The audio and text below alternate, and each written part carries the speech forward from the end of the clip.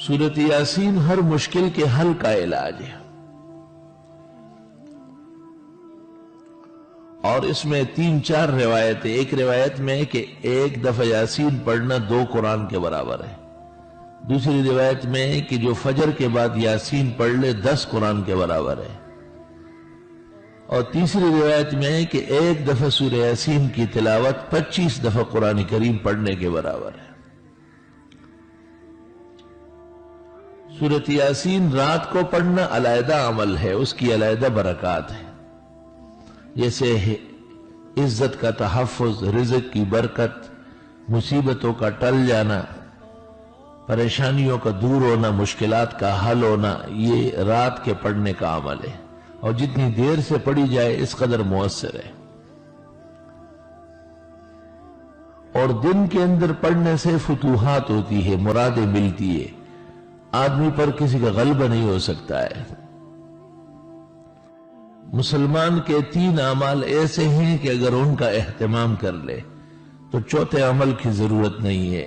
ایک، فاتحہ کے ساتھ کسی بھی وقت 24 گھنٹے میں 3 مرتبہ سورہ اخلاص پڑھنا۔ دوسرا، ہر فرض نماز کے بعد سنتوں کے لیے جگہ بدلتے بدلتے، یا جن نمازوں کے بعد سنن نہیں ہے فرائض کے فوراً بعد، آیت الکرسی 1 دفعہ پڑھنا۔ اور تیسرا عمل سورہ یاسین کا 24 گھنٹے میں کم از کم 1 بار اس کی مکمل تلاوت کرنا۔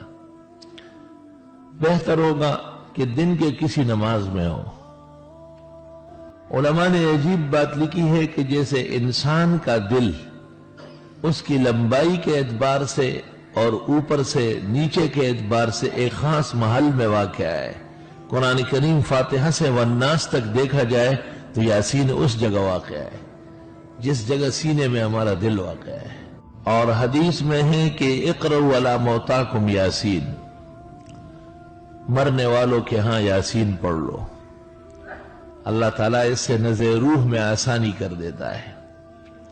تفسیر زاہدی میں لکھا ہے کہ ملک الموت جب کسی کی روح قبض کرنے آ جاتا ہے اور وہاں سورہ یاسین پڑھی گئی ہو تو واپس جا کے بارگاہ الہی میں عرض کرتا ہے کہ میں اس کی روح کیسے قبض کر لوں، وہ سورہ یاسین پڑھ چکا ہے۔ وہ سورۃ یاسین کے ایک ایک حرف پر اتنے فرشتے نازل ہو کے وہاں موجود ہیں۔